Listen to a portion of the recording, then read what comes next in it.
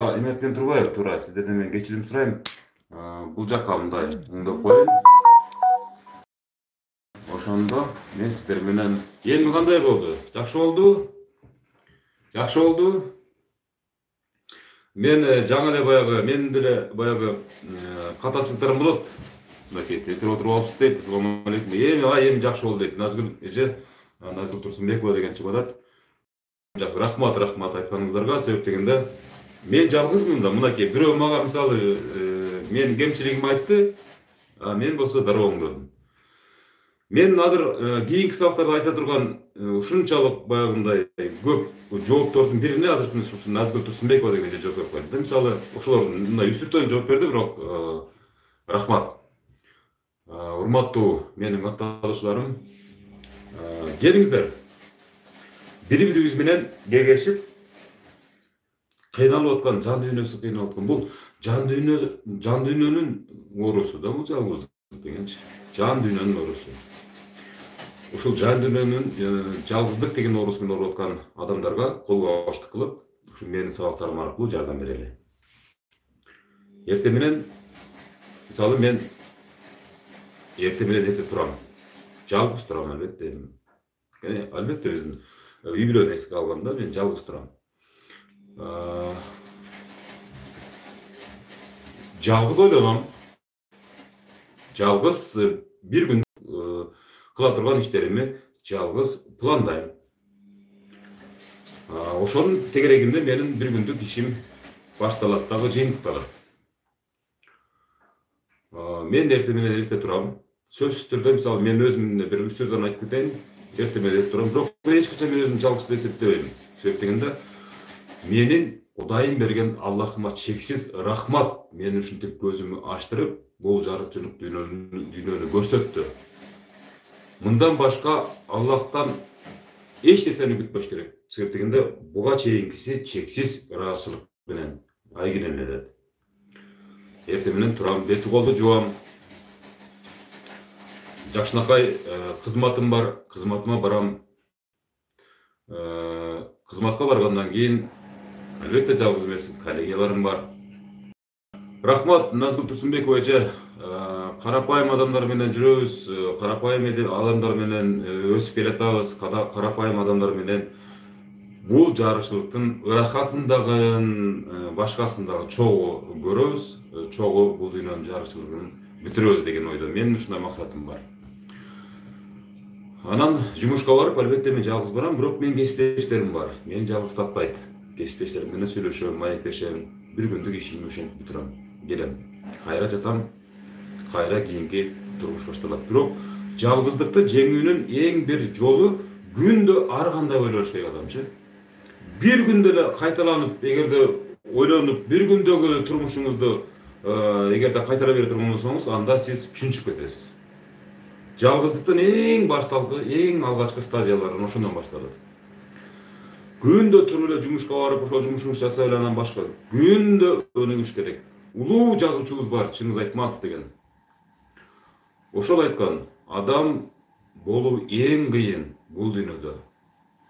Күн сайын адам болуш керек депчи.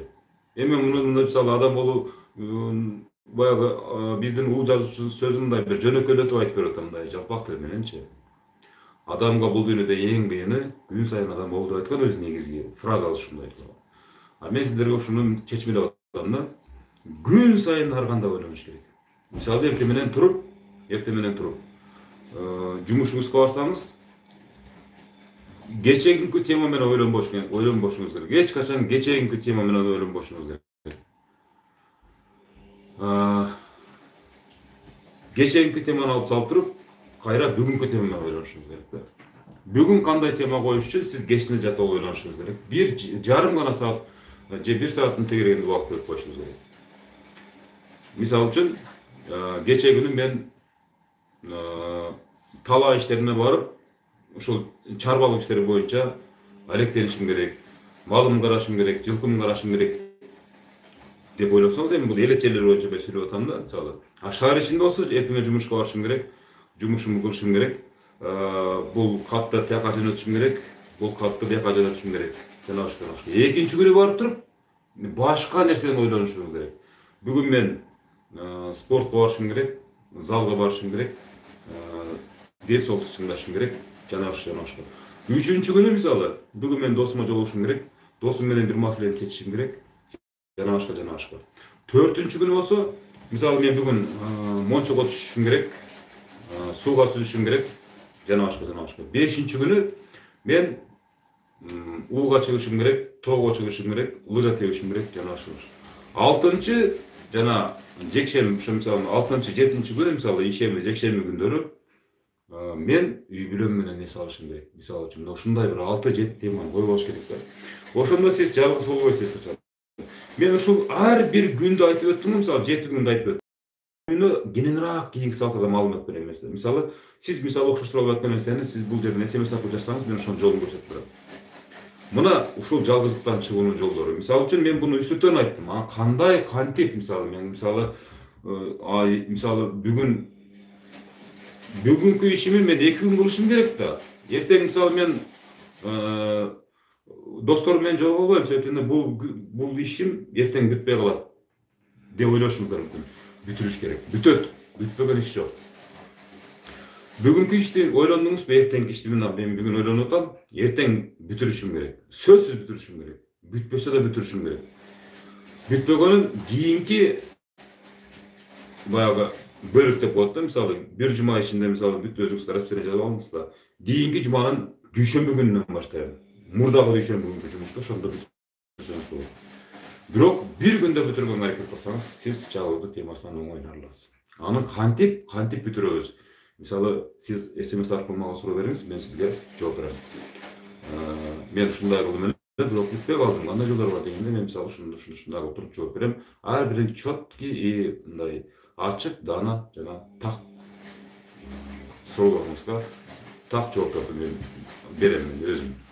Буга мисалы гарантия бар. Урматтуу көрүүчүлөр, мисалы азыр ушунчалык баягы сааттардагы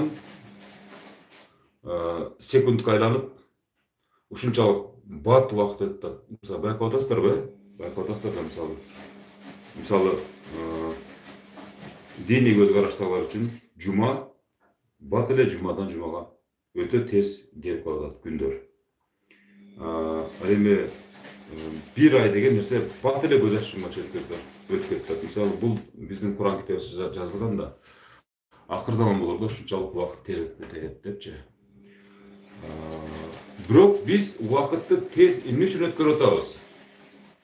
Убакыт кеч өтүшүн эмне кылышыбыз керек?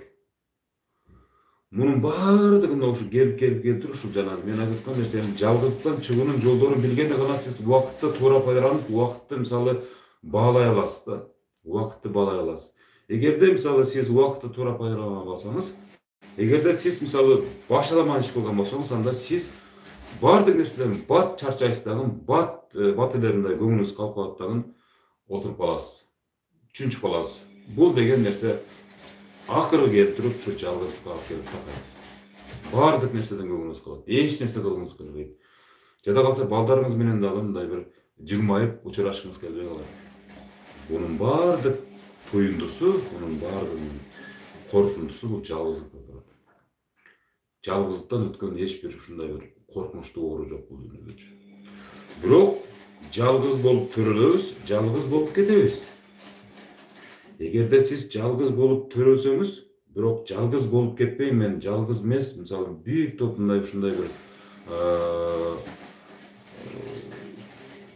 бир кызыгуулар менен, мисалы бул дүйнөнүн жыргалчылыгы менен, бактылуулугу менен кетем дейт болсоңуз, анда келиңиз менин сабактарыма катышыңыз. Менин сабактарым аркылуу сиз өзүңүздүн турмуш жолуңуздагы жакшы бир тоюндуу кадамдарга багыт алыңыз.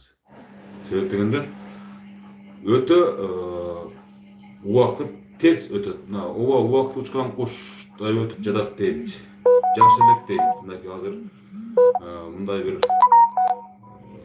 бир канча куракка жанашка деген өздөрүнүн ойлорун айтып атышат. Комментарий калтырып атышат. Убакыт аябай тез өтөт. Мисалы үчүн сиз көлгө же болбосо чет мамлекетке барып эс алып калдыңыз. Siz üçün en kımbat nerse bu baylık. Bu densolukta, turamı? Şu densolukta çındayım, es alayın, жан дүйнөмө bir азык алып келейин деген максатта мисалы ошол жактарга ниет кылып барасыз да. Бирок сиз ошол барган жериңизде дагы кантип эс алуунун план программасын алдын түзбөй кетсеңиз, анда сиз барып кайра келгениңиз бекер болуп калат. Мисалы үчүн сиз үчүн кызыксыз болуп калат. Ошон үчүн сиз эртеңки күндүн так жана туура план программасын түзө жүргөнүңүз сол. Мисалы биз азыркы замандын адамдарыбыз, мисалы биз толук кандуу. Себеп дегенде биз ушул биз техниканын заманы менен жашап, мисалы биз азыр жалгыз эмеспиз деп ойлошуңуз мүмкүн. Себеп дегенде бизде азыр смартфон бар, мен мисалы TikTok'ка кирем, Instagram'a кирем, YouTube'ка кирем, барлык соцсеттерге кирип алып, мен телефон чыгып отура берем деп. Жаңылышасыз. Бул жеткен жалгыздыктын төрөсү деп айтсак болот мунучу. Буну жеткен жалгыздыктын эң бир чеги. Телефон аркылуу, телевизор аркылуу, видео аркылуу, жана башка аркылуу сиз өзүңүздү жалгыздыктан эч качан арылта албайсыз. Жан дүйнөңүздү тазалай албайсыз. Бул жерде бир комментарий турат, мен дачада жашасам дейт, мисалы мен эмне менен алектенишим керек депчи. Мен кийинки сабагымда ушул мен жазып калдым азыр, мисалы бул жакта барагымачы жазып белгилеп алгам сиздин SMS-иңизде, комментарийиңизде. Мен сизге так жана даана жооп берем. Дачада болсоңуз, дачада да жалгыздыктан чыгуунун жолдору бар. Сиз биринчи мисалы мен менен сүйлөшөсүз, мен сиз менен өзүмчө сүйлөшөм. Ал жерде кантип барып калдыңыз? Эмне үчүн сиз ошол Москванын дачасында жашайсыз? Сиз мигрантсызбы? Же болбосо ошол жердиксизби? Ошол мигрант болуп ошол жашап калып, кийин дачада калып калдыңызбы? Же болбосо сизди ошо дачада калтырган кандай себептер болду? Жана башка ошого окшогон бир өз ара пикирлешүүнүн жыйынтыгы менен сизге мен конкреттүү жолдорду көрсөтүп берем. Жалгыздыктан чыгуу боюнча, жалгыздык боюнча бул темалар боюнча аябай дүйнөлүк окумуштуулар, дүйнөлүк чоң семинарларга катышып, мына ошол семинарлар, симпозиумдар атайын, чоң иш-чаралар өтүп, ушул жалгыздык деген теманын айланасына өзгөчө мисалы психология илимпоздору, мисалы белгилүү окуучулар ушул тема боюнча атайын дүйнөлүк деңгээлде ушундай чоң иш-чараларды жүргүзүшөт. Буга мисалы кызыккан адамдын баары барышат. Жада калса ушул жөн эле көчөдө жүргөн адамдар дагы мүмкүнчүлүгүнө жараша эми так эле ошол мамлекеттерге барып кире албаса дагы, бирок сайттардан ошол жаңылыктарды окушат, ошол видеолорду көрүшөт, ошол материалдарды көрүшөт. Себеп дегенде бул өтө чоң тема. Аягы албетте ошол илимдүү адамдардын сабагы аркылуу таасирленесиз, сөзсүз эле таасирленесиз. Мисалы үчүн белгилүү окумуштуулардын баардык мисалы досьелерин окусаңыз, мисалы ушул компьютерде, ушул смартфондо эле тапкан, мисалы Apple фирмасынын ушундай чоң компаниянын негиздөөчүлөрү мисалы.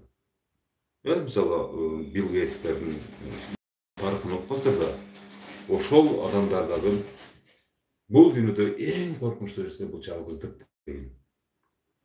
Эң коркунучтуу нерсе бул жалгыздык деген. Андан чыгуунун жолдорун булар ага чейин мисалы мен мисалы ошол мисалы Билл Гейтс мисалы ушунчалык авторитеттүү, ушунчалык акчасы батпаган, ушундай бир бай, ушундай бир эмне кылышты билбеген адам өзүнүн тарыхый ушундай бир барактарына өзүнүн жеке китептерин жазган, китептеринчи, ошол китептерин бүт баарын окуп чыксаңыздар, мисалы биринчи киришүү жерине ушу жалгыздык деген теманы кошуп кеткен да. Акыры келип эмне болгон, баары келип жалгыз болуп калган. Жалгыз болуп калган, ушу жалгыздык деген оору бул. Бул мисалы эми ар кандай компоненттер менен келиши мүмкүн. Мисалы бирөө жүрөк оорунун айынан, же болбосо башка оорунун айынан келип отуруп, мисалы же болбосо нерв ооруларынын негизинде келип отуруп, баардык нерседен куруп жалап калып туруп, анан жалгыз болуп калышы мүмкүн. Ана үчүн эмне кылышыбыз керек? Кандай bir turmuştu baştan geçirişimiz gerek. Kantip birimiz менен көмөк көрсөтүп ушул оорудан чыгып кетишибиз керек. Жол айтып берем. Мына ушул кийинки сабагымда мен ушул жалгыздык деген теманы тереңдетип айтып берем. Мисалы алдыда да темалар бар. Мисалы кантип байыш керек депчи. Кээ бирлер байыш керек десе мен мисалы машина алышым керек, акча табышым керек, жана башка. Жок. Кечиресиз, сиздин оюңуз таптакыр туура эмес. Сиз эч качан мисалы кабат үйүңүз менен, гектар жерлериңиз менен, пачка акчаңыз менен, ушундай бир байлыктарыңыз менен сиз бай эмессиз. Эч качан бай боло албайсыз. Сиз ушул темага арналган сабактарымды окугандан кийин албетте сизде ошол мен жогоруда айткан нерселердин баардыгы болот, бирок сиз андан бөлөк байлыкты мен баймын деп бөлөк жактан сиз издеп таап каласыз да. Демек, мен мисалы бул акчаларым, бул алтындарым, бул машинелерим, бул байлык эмес турбайбы депчи. Эми албетте мисалы бай болуш үчүн, бай жашаш үчүн мисалы материалдык ызчылык бир кайсы бир өнөрдө турат, бирок ал деңгээлдер бир 3-4 деңгээлде турат. Биринчи бай болуш үчүн кантип адам өзүнө өзү максат коюш керек. Ошонун жолдорун да айтып берем. Анан ойлоп калышыңдар мүмкүн. Мисалы жөнөкөй жатып менен айтканда өзүңчү деп. Өзүң байсыңбы деп. Өзүңдө бир нерсе барбы депчи. Өзүмдө бардык нерсе бар. Менде бардык нерсе бар. Кудайга шүгүр. Эң негизги байлыгым бул ден соолук. Ден соолугум чым. 42 жашка чыктым. Окудум, чокудум, билим алдым. Мен кечеге эле көчөдөн чыккан блогер эмесмин, же болбосо тренер эмесмин. Менин ден соолугум чым, мен баймын. Менин машинам бар албетте. Менин үйүм бар, менин акчам бар. Мен эч кимге муктаж эмесмин. Бирок аны менен мен өзүмдү бай деп эсептебейм. Менин ден соолугум бар. Аялым бар. Албетте мына жогоруда комментарий жазып, аялыңыз барбы, өзүңүз жалгызбы депчи. Жок, менин аялым бар, бала чакам бар. Чынын айтканда 4 балам бар. Жакшынакай балдарым бар, окушат, алды студент болуп калган. Алды студент менин балдарым. Бирок мен биринчи мисалы мен өзүмүн ареалымда өзүмүн бул жашоодогу тандап алган ушундай бир сызыгымда, өзүмүн сызыгымда мен баймын. Менден өткөн бай адам жок. Мисалы үчүн эми ар бир мисалы кээ бир ден соолугун карагандар же болбосо да ушундай максатта ойлонгондор бай. Мисалы мен дүйнөдөгү миллиардерлерге караганда мисалы ушу турушта ушу секундда мен баймын алардан. Себеп дегенде мен жогоруда айтып кеткендей биринчи байлыгым эч нерсеге алмашкыс байлыгым Кудайым көз тийбесин, менин ден соолугум, үй бүлөм, бала бакам. Бардыгы ушундай мен ойлогондой. Аллахка чексиз ыраазычылык. Ошон үчүн мен айтам, андан кийинки темаларым боюнча сүйлөшөлү. Мисалы,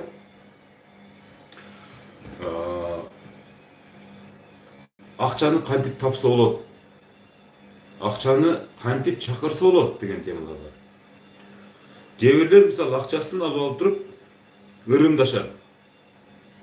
Өзүнчө бир карманга салышып, өзүнчө бир капчыкка сакташып ырымдашат. Акчаны акча чакырат деп. Жок. Андан башка жолдору бар. Аны дагы айтып берем сиздергечи. Акча мен жомоктогудай кылып айта албайм башкаларга окшопчу. Өзү эле келе берет депчи. Эртең менен туруп эле жөн эле отурсаңыз келе берет деп. Жок.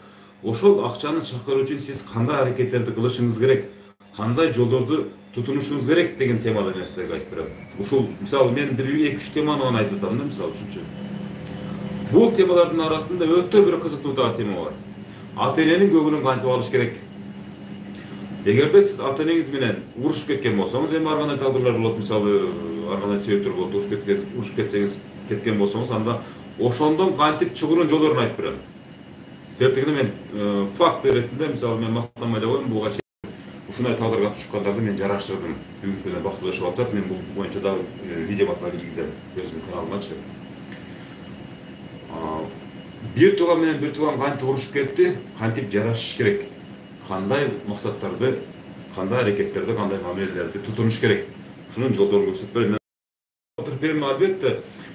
Сиздин бир тууганыңыз менен өзүңүз тапкыр жолуктуруп мындай далдалчылык кылбайм мен. Менин сабагыма кирип эле, менин сабагыма окуп эле, менин сабагымды түшүнүп алсаңыз, сиз ошол жолдордо өзүңүз карманасыз, өзүңүз барасыз ошол жолдоргочу. Андан кийин дагы кызыктуу темалар бар. Мисалы үчүн тазаланыш керек адамчы. Мисалы сиз өзүңүзчө мындай ойлонуп карашыңыз мүмкүн да, мисалы мен албетте бул дем салуу жана башка жолдор менен тазалануу дагы албетте бар, бул ал дагы жардам берет, бирок андан дагы жеңил тазалануунун жолдорун айтып берем. Мисалы мени мына бардык эле билишет, мындай акчаны каяктан табат, эмнеге өзүнчө мындай бөлөкчөраак жүрөт, мисалы мени эч ким мисалы акчасы жок деп ойлобойт, мисалы мени эч ким бечара деп ойлобойт, мисалы үчүнчү. Анан кээ бирлер ушундай көп суроо берет да, сиз кээ бирлер тамашалап да айтып калат да, сиз наркотик ташыйсызбы, эмесе каяктан акча келет, эмесе кантип кылып атасыз бунун баарын депчи. Мен ушунун баардыгын өзүмдүн сабактарыма киргизип туруп, жөн сиздерге айтып бербей, өзүмүн бөлүп киргизип, анан сиздерге мындай жаяйын деген максатта коюп атам да. Bunun da özünчө чоң аракети бар. Bunun da өзүнчө бир секреттери бар. Бирок буну мен өзүм менен кошуп кетип калбашым керек да. Мен өзүм менен кошуп кетип калбашым керек. Себеп дегенде мен дагы мисалы баарыбыз ысык жамбыз. Эртеңки күндүн кандай болорун биз билбейбиз. Ошон үчүн билгенибизди, акылыбызды таштап кое беришибиз керек алдыгачы. Балким бирөөгө ошо пайдасы тийип калса, нур үстүнө нур. Аллах ыраазы болот. Миң чексиз соопторго ээ болобуз, туурабы? Ушундай. Андан кийин мисалы кантип дос тутуnuş керек. Достун да досу болот деген сөз бар, туурабы? Доско кантип кандай нерсени айтыш керек, кандай нерсени айтпаш керек. Мына ушундай бир дос деген темаларым бар. Арналган ушундай бир өтө мындай жаттык тил менен түшүндүрүп бергем. Бүт бардыгын жазып, бүт бардыгын реттеп, өзүм ноутбугума бардык сабактарды түртөп коюп тургандан кийин сиздер менен байланышып атам да. Сабактарым мына Кудай буйрса жумасына 3 жолу өтөм сабактарды. Бир сабакты бир жума талкуулайбыз. Бир жумадан кийин комментарийде результаттарын угабыз. Бул Казакстан, бул Өзбекстан, бул Эстония, бул Япония деп бөлбөйбүз. Арган бул сабактарым ушул бардык тилдерге отурганга аракет кылабыз. Бул азыркы күндө интернеттин технологиянын заманы, бардыгына жеткирүүгө аракет кылабыз. Ушул сыяктуу аябай көп темалар бар, урматтуу катталуучуларым, урматтуу көрүүчүлөрүм. Ал үчүн мисалы ойлогоңуздар баягы мен бул иликтөөчү журналист эле го, бул ушундай бир калктын аялуу катмарын алып чыккан журналист эле го, анан бул кандайча ушундай бир өзүнчө контент создавать этип алды депчи. Албетте өсүш керек, өнүгүш керек. Өсүш керек, өнүгүш керек. Менин карапайым калк менен түзүлгөн мамилем мындан 5 бетер өнүгөт, Кудай буйрсачы. Мен программалар жасай берем. Мисалы мен Швеге деген программанын авторумун. Менен деген программанын YouTube'дагы авторумун. Менин ар бир ушул жасап аткан эмгектерим эл үчүн боло берет. Ал эми бул сабактарым ушул кыйналгандар үчүн жолдорду көрсөтүп берейин деп атам мен делечи. Мен деле көрсөтүп берейин деп мен деле жаш эмесмин, мен деле 42-ге чыгып калдым азырчы. Жашым ушул жашыма келип, мен дагы бир топ тажрыйба топтодум, бир топ окудум, тынбай окуйм, күн сайын окуйм. Азыр таанышуу иретинде үстүртөн гана сүйлөп атабыз, урматтуу көрүүчүлөр. Силер туура кабыл алыңыздар. Андан кийин жанагыдан ар кандай темалар бар. Албетте диний темаларды биз костолбойбуз, себеп дегенде диний темалар боюнча биздин алымдарыбыздын жетиштүү деңгээлде сабактары бар. Ал алымдардын сабактарына эч кандай комментарий жазып же болбосо алардын сабактарына сын пикир коюудан эч качан мындай жүрөгүбүз дагы барбайт. Себеп дегенде биз алымдарыбыздын сабактарын аябай сыйлайбыз. Биз жөн гана ушул бир заманбап чөйрөдөгү адамдардын турмуш тиричилигине заманбап стилде жардам беребиз. Айырмасы албетте мааниси бирдей. Айырмасы жок. Ошон үчүн урматтуу көрүүчүлөр, мисалы жана айтып кетпедимби, мисалы кыз менен баланын ортосундагы мамилени баштан аяк айтып берем. кантип кызга сүйлөш керек, кантип кыз менен мамиле түзүш керек, кантип ушул кырдаалдан чыгыш керек. Өтө ийгилик менен, өтө жогорку ийгилик менен деген темалар да бар арасындачы. Бирок менде бизнести кантип баштоо деген тема жок. Себеп дегенде мен өзүм бизнесмен эмесмин. Мен бирок бизнес кылуунун жакшы жолдорун жакшы билем, өтө жакшы билем, бирок мен бизнесмен эмесмин. Мен өзүмүн ушундай жогоруда айткан сапаттарым менен, сыпаттарым менен бул дүйнөнүн ырахатын көрүп жүргөн пенделердин биримин. Бирок муну мен тымпыйып эле өзүм менен өзүм болуп эле тиги кошунам, кыйналса кыйнала берсин, мага баары эмеспи деген сөздөн ушундай бир мамиледен алысмын. Ошон үчүн мен сиздерге интернет аркылуу жеткирем, сабактарым бүт баардыгын бөлүп сиздерге айтып берем. Себеп дегенде азыркы күндө кыйналган адамдар өтө көп. Ошон үчүн урматтуу көрүүчүлөр, мен дээрлик 1 саатка жакын сүйлөп койдум. Ар жуманын 1-чи, 3-чү, 5-чи күндөрү жана жекшемби күндөрү, воскресенье күндөрү менин 40 мүнөттөн 1 саатка чейинки убакытта алган сабактарым болот. Менин WhatsApp'тарым ушул видеонун описаниясында, маалымат тиркемесинде жазып коем. WhatsApp'тарым буга чейин билгендер болсо катталыңыздар. Ар бир катталуучу өзгөчө мамиле жасалат. Ар бириңиздерге ийгилик каалаймын. Урматтуу менин катталуучуларым, мына бүгүн 5-чи күн болуп калды. Ушун менен биз жекшемби күнү жолугабыз. Андан кийинки күнү эле понедельник күнү, дүйшөмбү күнү да кечинде жолугабыз. Ар дайым сабактарым 8, 9, 10 кечки саат 14-дөн ушу 8ден баштап 10дорго чейинки аралыктарда жүрөт. Мен ага чейинки ссылкаларды таштап коемун, сабактардын убакыттарын жазып коемун, канчада киресиздер, кантип киресиздер, ошолордун баарын жазып коемун. Анан айта кетчү нерсе, менин ушул аябай мындай прогрессивный, биздин заманбап тил менен айтканда энергетичный адамдар болсо, бир 5 адамга чейин мен өзүм менен жеке кызматташуу үчүн мага чалыңыздар. Сиздер менен жекече сүйлөшө турган бир маселелерим бар. Азырынча 5 адам менин WhatsApp'ыма жазып коюңуздар. Коомчулук менен жакшы иштеше турган, адам менен жакшы тил табыша турган адамдар болсо жазып коюңуздар. Ушул 5 адам менде жакшы бир кийин дагы өздөрүнчө бир адамдарга пайдасы тийген тренерлерден, же болбосо ушундай бир касиеттүү дейбизби, же болбосо өзүнүн бир акылын элге арнаган азамат жигиттерден болоолорунда шегим жок. Жакшы калыңыздар, урматтуу көрүүчүлөр. Мен түйүндү WhatsApp'ка калтырып коем. Кийинки сабагымдын темасы жалгыздыктан кантип чыгуунун жолдору. Сиздерге айтып берем. Жекшемби күнү кечки саат 8де жолугабыз. Жакшы туруңуздар.